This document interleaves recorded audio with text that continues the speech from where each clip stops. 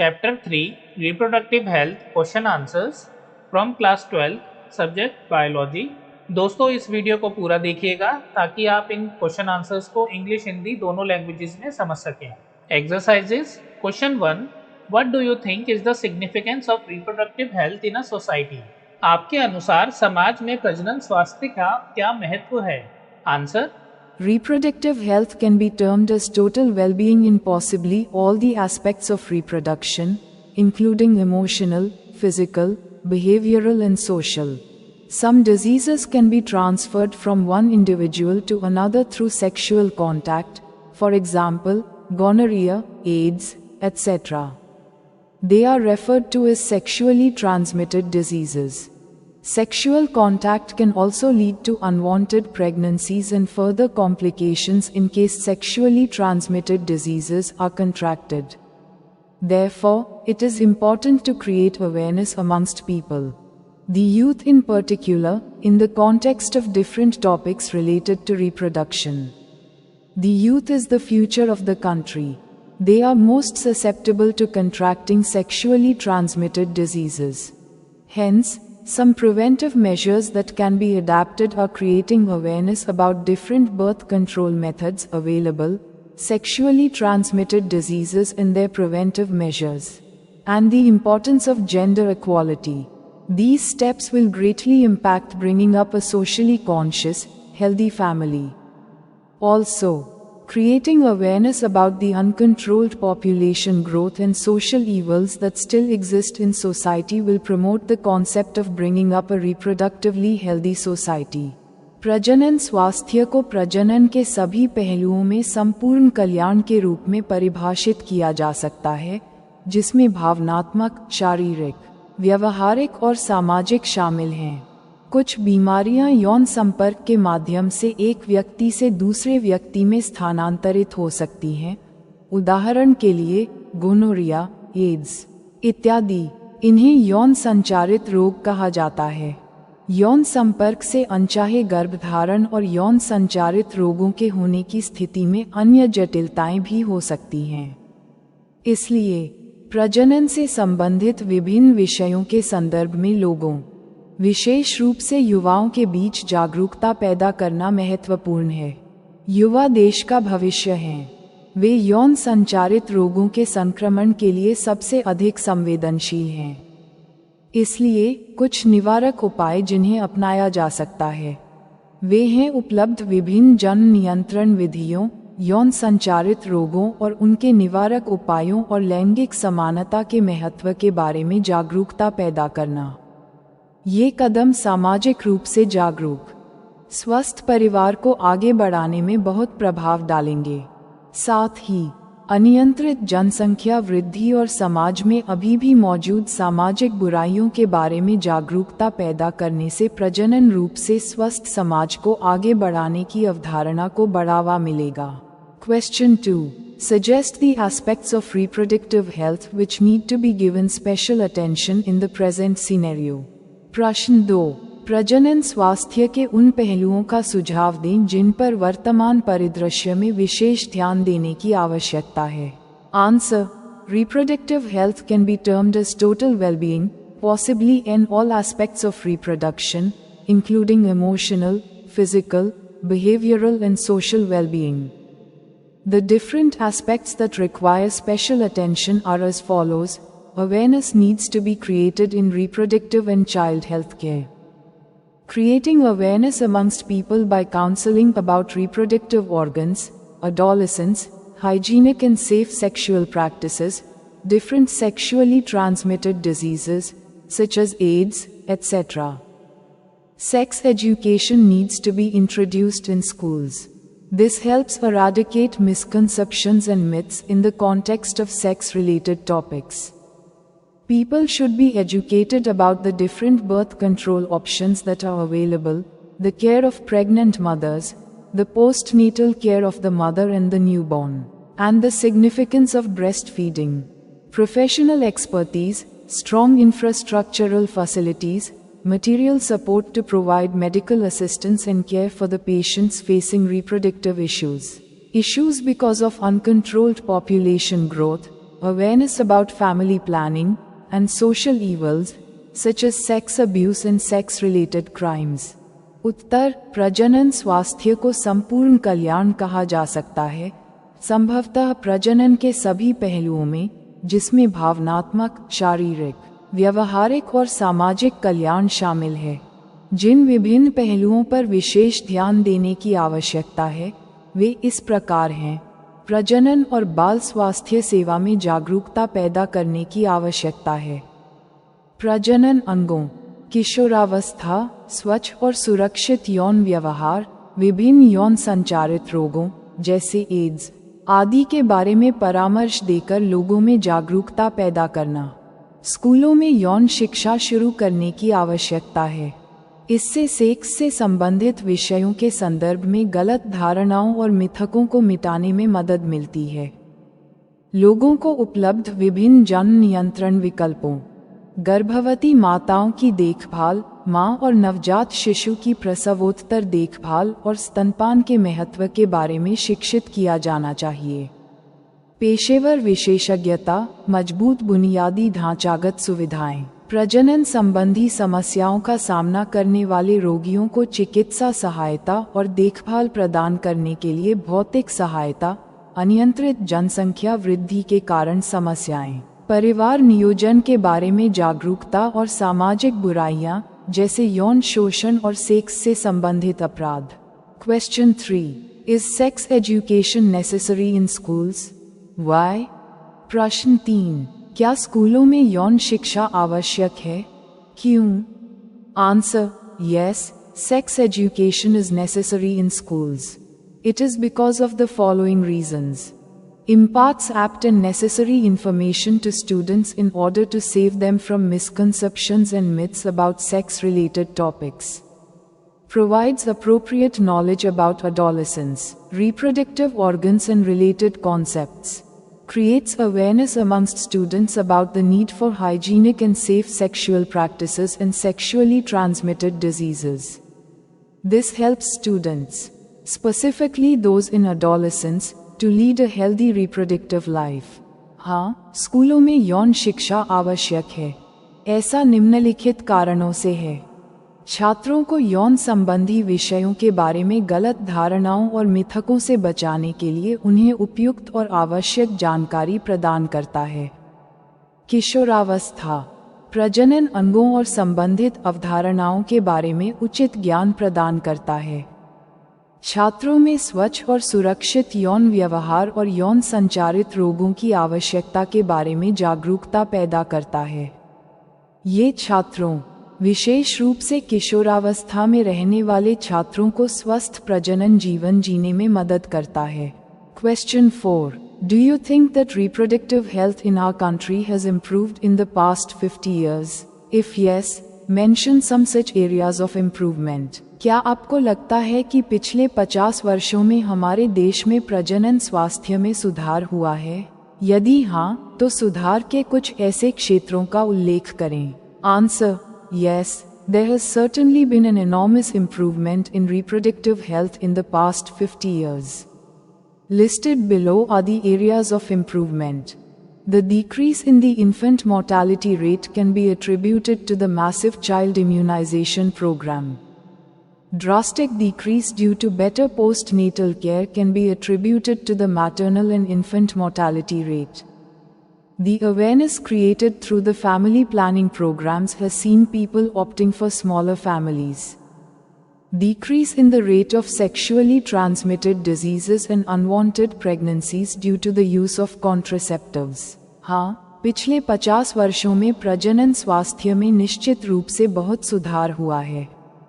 नीचे सुधार के क्षेत्र सूचीबद्ध हैं। शिशु मृत्यु दर में कमी का श्रेय बड़े पैमाने पर बाल टीकाकरण कार्यक्रम को दिया जा सकता है। बेहतर प्रसवोत्तर देखभाल के कारण मातृ और शिशु मृत्यु दर में भारी कमी आई है। परिवार नियोजन कार्यक्रमों के माध्यम से पैदा हुई जागरूकता के कारण लोगों ने छोटे परिवारों को प्राथमिकता दी है। गर्भनिरोधकों के उपयोग के कारण यौन संचारित रोगों और अवांछित गर्भधारण की दर में कमी आई है।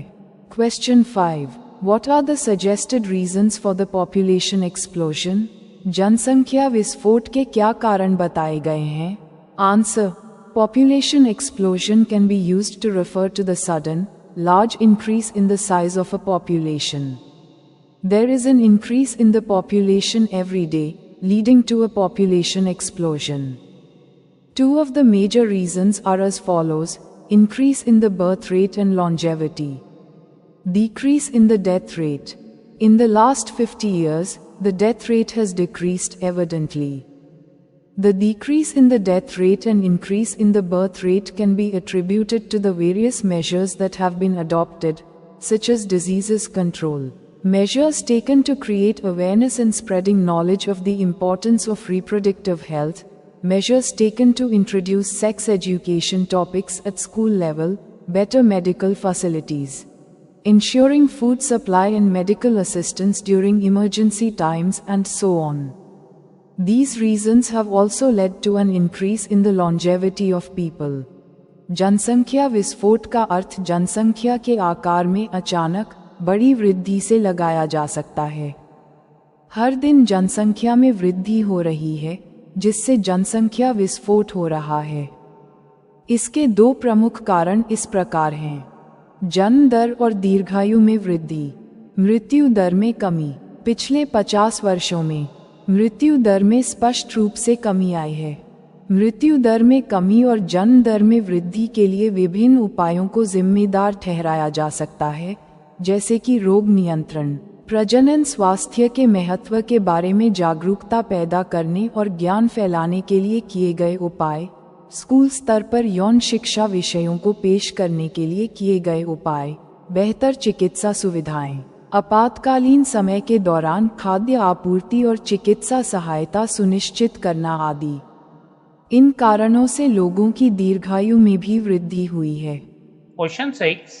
Is the use of contraceptives justified? Give reasons. क्या गर्भ निरोधकों का उपयोग उचित है? कारण बताइए।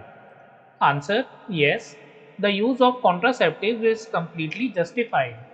The human population is increasing exponentially. In order to regulate this population growth, keeping a check on the process of reproduction has become the need of the hour. For this purpose, different contraceptive devices have been circulated for use so as to reduce unwanted pregnancies, which have helped to lessen the recorded count of birth rate, thereby regulating the process of population explosion. हाँ, गर्भ निरोधकों का उपयोग पूरी तरह से उचित है। मानव जनसंख्या तेजी से बढ़ रही है। इस जनसंख्या वृद्धि को नियंत्रित करने के लिए प्रजनन की प्रक्रिया पर नियंत्रण रखना समय की मांग बन गई है। इस उद्देश्य के लिए अवांछित गर्भधारण को कम करने के लिए विभिन्न गर्भ निरोधक उपकरणों का उपयोग किया गया है, जिससे जन्म दर की दर्ज संख्या को कम करने में मदद मिली है, जिससे जनसंख्या विस्फोट की प्रक्रिया को नियंत्रित किया जा सका है। Question 7. Removal of gonads can not be considered a contraceptive option. Why? प्रश्न 7. गोनाड को हटाना गर्भ निरोधक विकल्प नहीं माना जा सकता है, क्यों? Answer. Contraceptives are used in order to prevent unforeseen, unwanted pregnancies and to prevent the spreading of sexually transmitted diseases. Some other alternatives to prevent unwanted pregnancies are the oral, barrier, natural and surgical methods. But the complete removal of gonads cannot be a contraceptive option, as it will lead to infertility and make several hormones unavailable, which are crucial for the normal functioning of accessory reproductive parts. Contraception is used to prevent any chance of fertilization and not make a person infertile for life, as removal of gonads would do. गर्भनिरोधकों का उपयोग अप्रत्याशित, अवांछित गर्भधारण को रोकने और यौन संचारित रोगों के प्रसार को रोकने के लिए किया जाता है। अवांछित गर्भधारण को रोकने के लिए कुछ अन्य विकल्प मौखिक, बाधा, प्राकृतिक और शल्य चिकित्सा पद्धतियां हैं, लेकिन गोनाडों को पूरी तरह से हटाना गर्भनिरोधक विकल्प नहीं हो सकता, क्योंकि इससे बांझपन हो सकता है और कई हार्मोन अनुपलब्ध हो सकते हैं, जो सहायक प्रजनन अंगों के सामान्य कामकाज के लिए महत्वपूर्ण हैं। गर्भनिरोधक का उपयोग निषेचन की किसी भी संभावना को रोकने और किसी व्यक्ति को जीवन भर के लिए बांझ न बनाने के लिए किया जाता है, जैसा कि गोनाडों को हटाने से होता है। Question 8. Amniocentesis for sex determination is banned in our country. Is this ban necessary? Comment. हमारे देश में लिंग निर्धारण के लिए अमीनोसेंटेसिस प्रतिबंधित है। क्या यह प्रतिबंध आवश्यक है? टिप्पणी करें। Answer. Amniocentesis is a prenatal diagnostic technique which is used to determine the sex and the metabolic ailments of the developing fetus in the uterus of the mother, which is carried out by observing chromosomal patterns. The method was deployed to determine the presence of any genetic disorder in the fetus. But unfortunately, this procedure has been misused for sex detection before the birth of the child, leading to female foeticide. Hence, to prevent this practice, a ban on the usage of amniocentesis for sex determination is necessary. Amniocentesis एक प्रसव पूर्व निदान तकनीक है जिसका उपयोग मां के गर्भाशय में विकसित हो रहे भ्रूण के लिंग और चयापचय संबंधी बीमारियों का पता लगाने के लिए किया जाता है, जो गुणसूत्र पैटर्न का निरीक्षण करके किया जाता है। भ्रूण में किसी भी आनुवंशिक विकार की उपस्थिति का पता लगाने के लिए इस पद्धति का उपयोग किया गया था, लेकिन दुर्भाग्य से बच्चे के जन्म से पहले लिंग का पता लगाने के लिए इस प्रक्रिया का दुरुपयोग किया गया है, जिससे कन्या भ्रूण हत्या हो रही है। इसलिए इस प्रथा को रोकने के लिए लिंग निर्धारण के लिए एमनियोसेंटेसिस के उपयोग पर प्रतिबंध लगाना आवश्यक है। Question 9. Suggest some methods to assist infertile couples in having children. बांझ दंपतियों को संतान प्राप्ति में सहायता करने के लिए कुछ तरीके सुझाएं। Answer. The inability of a couple to produce a baby in spite of unprotected sexual intercourse is termed infertility. This can arise due to congenital diseases and physical, psychological, and immunological factors. The diagnostic and corrective measures for a few of these disorders can be carried out in specialized healthcare units and infertility clinics. Assisted reproductive technologies (ART) are the special techniques that can assist infertile couples in bearing children. Listed below are some methods assisting infertile couples in having children. First, in vitro fertilization, embryo transfer (IVF) ET. In this method, the donor's egg is removed and fertilized in vitro by the sperm of the donor under a sterile environment in a culture medium. This fertilized embryo is then transferred to the body of the donor for complete development. Deployment of this method has induced a success rate of less than 20%. IVF ET is of two types, IUT and ZIFT. First, IUT, intrauterine transfer. The fertilized egg arrives at the 8-celled stage, blastomere. It is then transferred to the fallopian tube for further stages of development. Next, ZIFT, zygote intrafallopian transfer. In this method, the fertilized egg arrives at the 32-celled stage, advanced stages to the 8 blastomere stage, and is then transferred to the uterus for further stages. असुरक्षित यौन संबंध के बावजूद किसी जोड़े द्वारा बच्चा पैदा करने में असमर्थता को बांझपन कहा जाता है। ये जन्मजात बीमारियों और शारीरिक, मनोवैज्ञानिक और प्रतिरक्षा संबंधी कारकों के कारण उत्पन्न हो सकता है। इनमें से कुछ विकारों के लिए निदान और सुधारात्मक उपाय विशेष स्वास्थ्य सेवा इकाइयों और बांझपन क्लिनिकों में किए जा सकते हैं। सहायक प्रजनन तकनीक (ART) विशेष तकनीकें हैं जो बांझ दंपतियों को बच्चे पैदा करने में सहायता कर सकती हैं।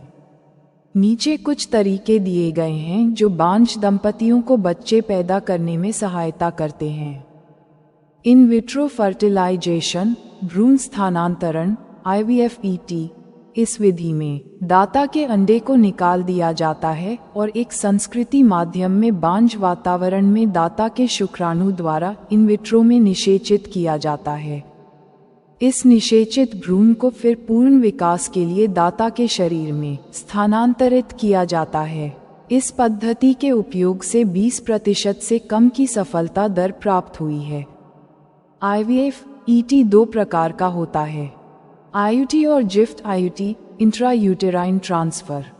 निषेचित अंडा 8 कोशिका चरण ब्लास्टोमेरे पर पहुंचता है, फिर इसे विकास के आगे के चरणों के लिए फैलोपियन ट्यूब में स्थानांतरित किया जाता है। ZIFT zygote intrafallopian transfer. इस विधि में निषेचित अंडा 32 कोशिका चरण 8 ब्लास्टोमेरे चरण के लिए उन्नत चरण पर पहुंचता है और फिर आगे के चरणों के लिए गर्भाशय में स्थानांतरित किया जाता है। In vitro fertilisation surrogacy. In this method, the embryo is formed in a fertile female, which is then transferred to the body of an infertile female who is not able to conceive. The success rate of this procedure is nearly 65%. Gamete intrafallopian transfer, GIFT. In this method, the unfertilized oocytes in the sperm are collected and transferred to the fallopian tube of another female who is unable to produce eggs but is able to offer a suitable ambience for fertilization and development. The success rate of this procedure is around 30%. Intracytoplasmic sperm injection, ICSC. This method is carried out in a laboratory. Direct injection of sperms into the ovum for the formation of an embryo is done through ICSC. The success rate of this procedure is nearly 60 to 70%. Artificial insemination, AI. In this method, semen that is collected either from a healthy donor or husband is introduced either into the uterus of the female or her vagina. The success rate of this procedure is about 20 to 40%. In vitro fertilization, surrogacy. इस विधि में भ्रूण एक उपजाऊ मादा में बनता है, जिसे फिर एक बांझ मादा के शरीर में स्थानांतरित किया जाता है जो गर्भधारण करने में सक्षम नहीं है। इस प्रक्रिया की सफलता दर लगभग 65% है। Gamete intrafallopian transfer, GIFT. इस विधि में असंक्रमित अंड कोशिकाओं और शुक्राणुओं को एकत्र किया जाता है और एक अन्य मादा की फैलोपियन ट्यूब में स्थानांतरित किया जाता है जो अंडे का उत्पादन करने में असमर्थ है, लेकिन निषेचन और विकास के लिए उपयुक्त वातावरण प्रदान करने में सक्षम है। इस प्रक्रिया की सफलता दर लगभग 30% है। इंट्रासाइटोप्लाज्मिक स्पर्म इंजेक्शन ICSI यह विधि प्रयोगशाला में की जाती है। भ्रूण के निर्माण के लिए शुक्राणुओं का डिंब में सीधा इंजेक्शन ICSI के माध्यम से किया जाता है।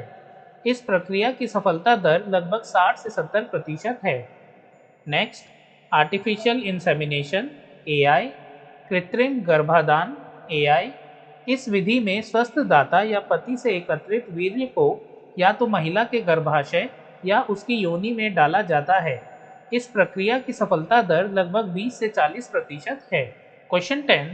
What are the measures one has to take to prevent contracting STDs?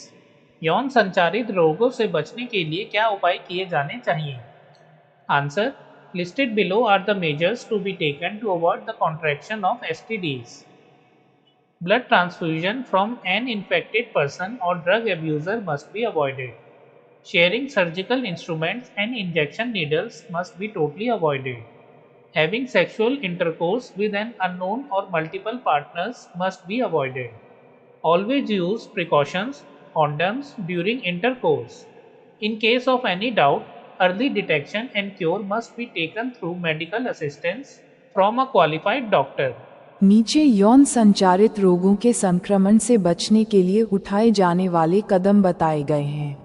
संक्रमित व्यक्ति या नशीली दवाओं का सेवन करने वाले व्यक्ति से रक्त आधान से बचना चाहिए। शल्य चिकित्सा उपकरणों और इंजेक्शन की सुइयों को साझा करने से पूरी तरह बचना चाहिए। किसी अनजान या कई भागीदारों के साथ यौन संबंध बनाने से बचना चाहिए। संभोग के दौरान हमेशा सावधानी, कॉन्डोम का उपयोग करें।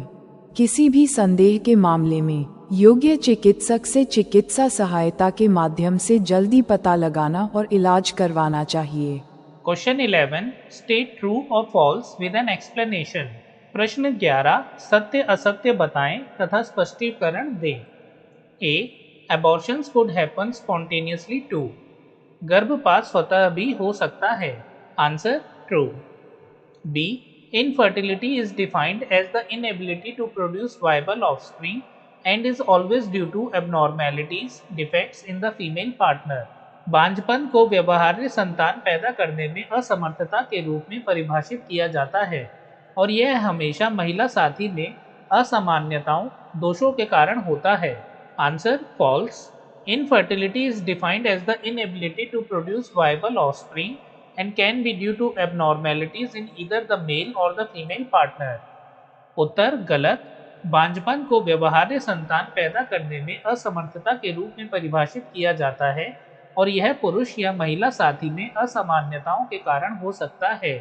सी complete lactation could help as a natural method of contraception.